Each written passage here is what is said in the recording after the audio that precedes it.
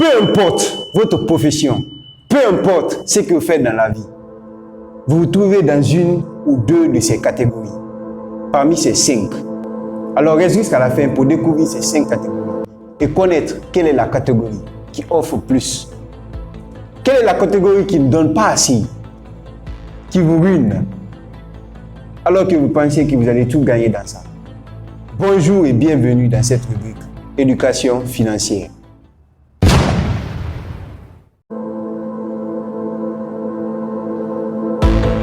La première catégorie, c'est la catégorie E, les employés. Vous voyez, à chaque fois, nos parents nous disent, va à l'école, aie des bonnes notes, pour ensuite trouver un bon boulot, un emploi stable. C'est ce qu'on nous dit. Et on croit en cela. On pense qu'on va trouver le bonheur dans ça. Alors voyons quels sont les avantages de cette catégorie et quels sont ses inconvénients. Le premier élément à retenir sur cette catégorie, c'est le temps. Quand vous êtes employé, vous n'avez pas le contrôle sur votre temps. Tu travailles de telle heure à telle heure et c'est ce que tu dois faire. Tu n'as pas le contrôle sur ton temps. Même si ton enfant est malade, il faut prendre la permission. Et dans certaines circonstances, dans certaines entreprises, par exemple des usines, on peut vous refuser la permission. Et quand on vous refuse, vous faites ce que vous voulez, vous pouvez perdre l'emploi. Donc, vous ne contrôlez pas votre temps.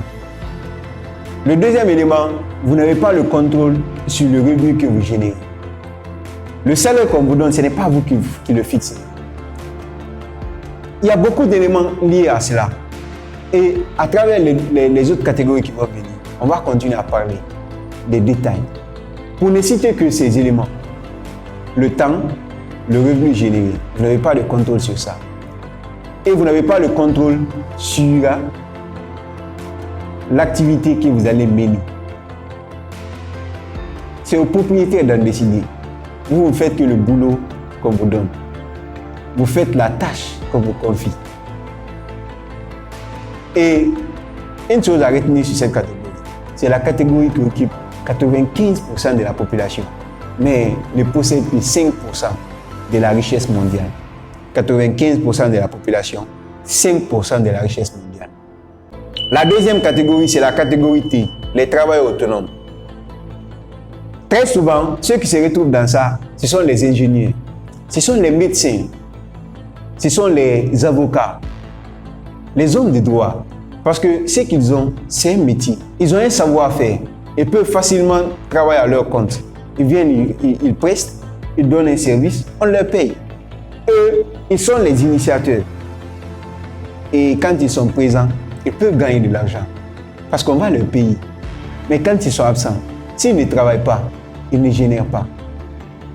Donc, ils sont présents, ils sont payés. Ils tombent malades, il n'y a plus d'entrée d'argent. C'est comme les employés. L'employé travaille, on le paye. Il ne travaille pas, on ne le paye pas. Il est présent, il peut gagner de l'argent. Il est absent, il ne peut pas gagner de l'argent. La troisième catégorie qu'on va prendre, c'est la catégorie P, les propriétaires d'entreprise.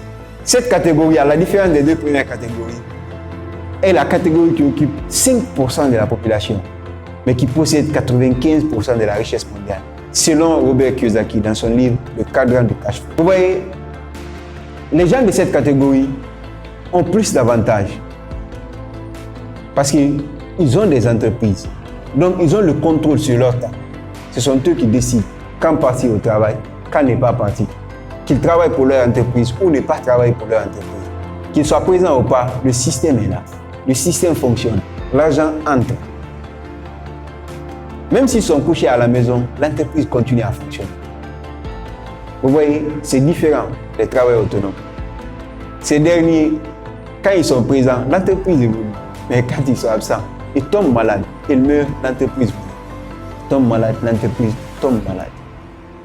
Maintenant, voyons la quatrième catégorie. Toujours, nous sommes dans les 4 catégories dictées par Robert Kiyosaki. La quatrième catégorie, ou le quatrième cadran, c'est la catégorie I, les investisseurs.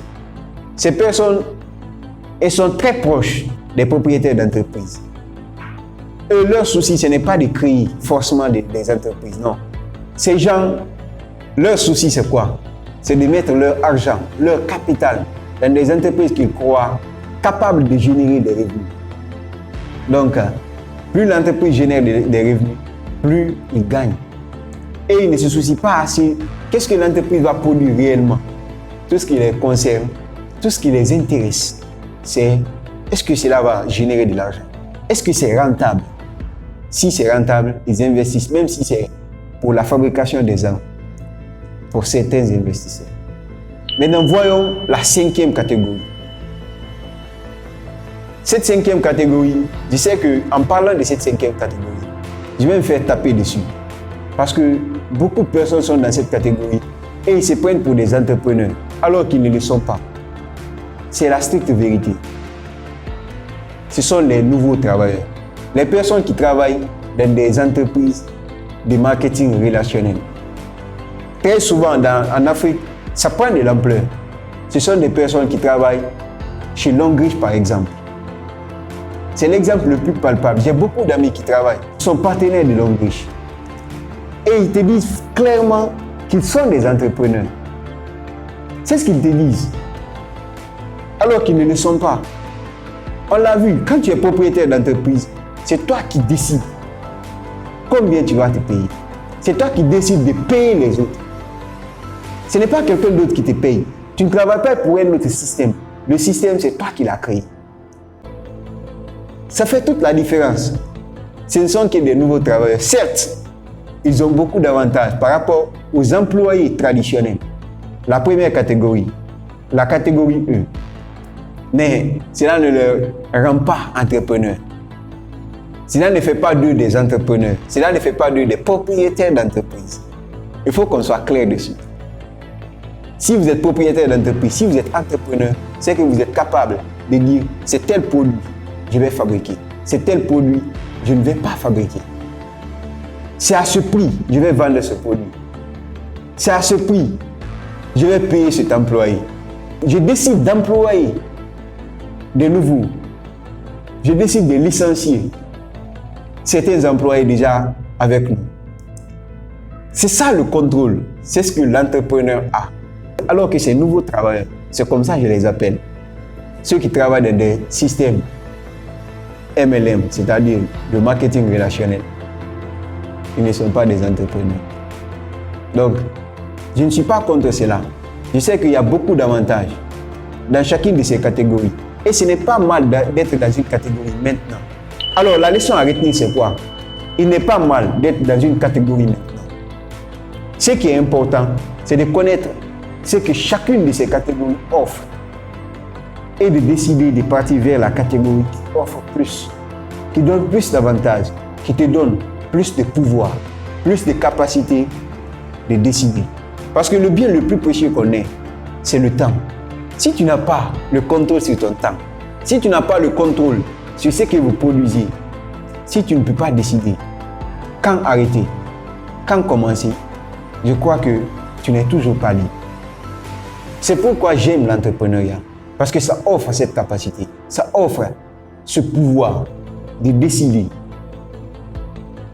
de prendre un nouveau employé ou de se débarrasser d'un ancien, d'augmenter les salaires ou de diminuer, d'être son propre employeur ou de ne pas l'être, de se contenter des dividendes, de travailler sur son entreprise et pas pour son entreprise.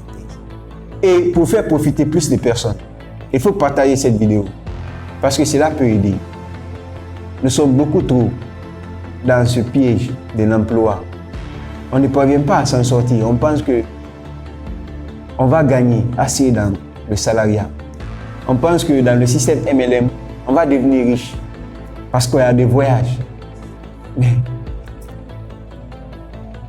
le seul moyen pour atteindre cette liberté financière qu'on rêve tant, en tout cas c'est mon avis, c'est de créer des entreprises qui impactent des milliers de personnes.